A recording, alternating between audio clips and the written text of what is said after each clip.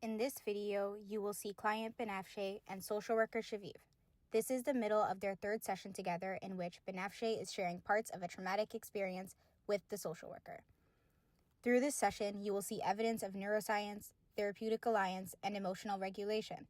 This will be demonstrated through the social worker's encouragement and empathetic approach towards the client.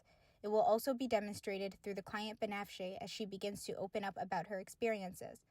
Please note that one of the most important aspects of this session will be the interactions between all three components. We will witness how these concepts overlap and intersect to create a meaningful and healing session. It's different here. Yeah. Here I feel like it's safe, I can talk about it, but it's not like this outside. When I'm on a bus and it happens, it's different. Different how? How does it feel? Here I know that I'm in this room and I'm safe and nothing's gonna happen to me. But outside, I can't tell where I am. Neuroscience. Trauma causes an overactive amygdala, leading to hypervigilance and a distorted sense of time and space. The memories come, it's just a sound sometimes. Evidence of neuroscience is here as well. Traumatic memories are often stored in implicit memory, mediated by the amygdala, rather than an explicit memory, which involves the hippocampus.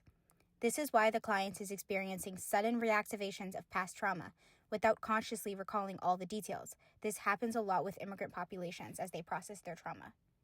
Or someone looks like them. Yeah. Okay, well, I have an idea, and it's an exercise I'd like to try with you, if you're comfortable.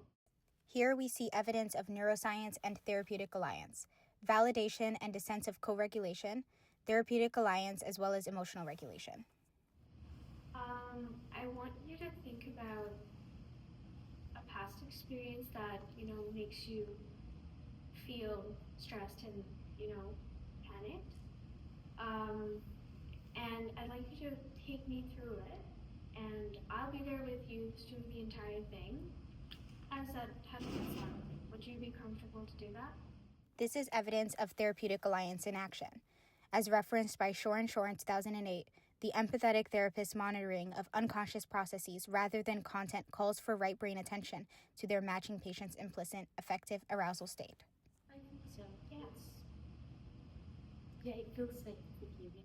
This is also evidence of therapeutic alliance as the client explicitly states, "Here, I feel like it's safe, and it feels safe with you here," reflecting what Geller and Porges describe as feelings of safety and security for the clients often emerges through therapist's ability to be fully present and engaged. That's good. I'm glad to hear that. So, whenever you're ready, we can do that.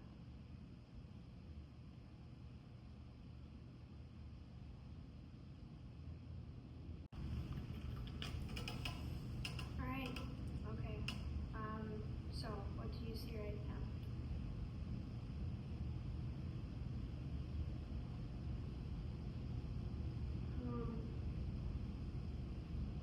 I see myself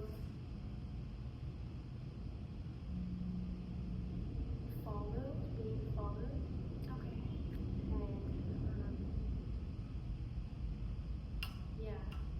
And I just don't want to look back because it's scary.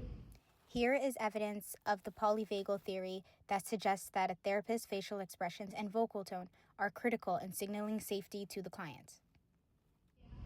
Yeah. Do you know who it is? I have a guess. It's what happened. They're like taking students one by one. Yeah. To again demonstrate therapeutic alliance, the clinician demonstrates what Fishbane calls therapeutic presence through consistent validation, hence yeah, and attunement to the client's emotional state, checking in regularly with questions like, "How are you feeling?" Yeah. Are you alone, or are you with people you know? I'll be eventually alone. Yeah. Yeah. What do you hear? Here is evidence of neuroscience according to Shore and Shore, right brain to right brain, prosthetic communications act as an essential vehicle of implicit communications within the therapeutic alliance. This is demonstrated through the matched body postures and tones in the client's and therapist experience here. It's just footsteps and or whispers, it's her or something like that. And it's really scary. Yeah. When you say her, who is that? It's me. They're talking about me. Okay. Are they saying anything else? I'm not sure. What else do you hear?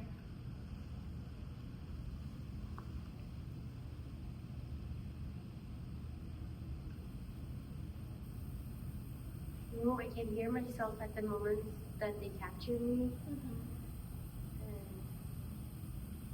that helplessness. Yeah. Do they say anything to you? They say they're taking you. It's not gonna take a long while. We're gonna talk to you. But I know that's not true. How are you feeling? Here we see evidence of overlapping emotional regulation and neuroscience. When the client becomes distressed recounting trauma, the therapist helps them co-regulate through what Fishbane calls interactive regulation in interconnected contexts.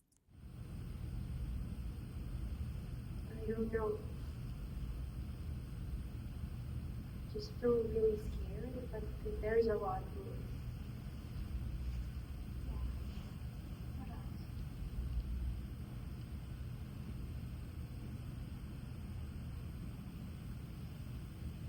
I feel angry. Anger? That's a new emotion. Why are you feeling angry? What do you mean there? Why? Oh, why?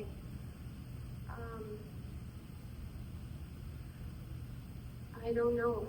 Everything that happened makes me really angry. Are you still angry now? This moment, yeah. Are you scared? Are you less scared of having the opportunity to talk about it with me? Yeah, that's good. What else?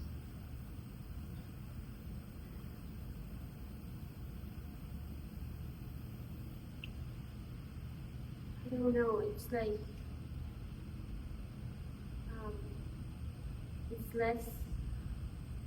it has less power on me when I talk about it here. Yeah. But it's still happening when I'm alone and I'm not here. Yeah. Well, when those things happen, when it does happen, what do you do to try and, not let it affect you as much? Sometimes I try to do the techniques that we practice here, and I try to remember where I am and looking around me.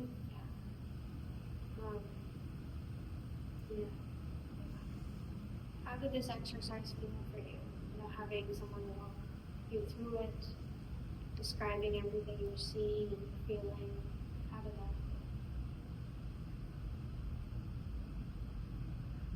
feel? Felt safe. Yeah, that's good. I feel like that's very important. That you're feeling safe here. And I would like for that to, also be possible when you're not in this space. The three themes of neuroscience and therapeutic alliance and emotional regulation are deeply intertwined. We suspected this at first, but with analyzing the themes observed in the simulation, we were able to verbalize how it happens. First, the therapeutic alliance does the work for the safety needed for emotion regulation, building on the rapport and trust that has been established. 2, this therapeutic alliance is facilitated through neurobiological attunement between therapist and their client.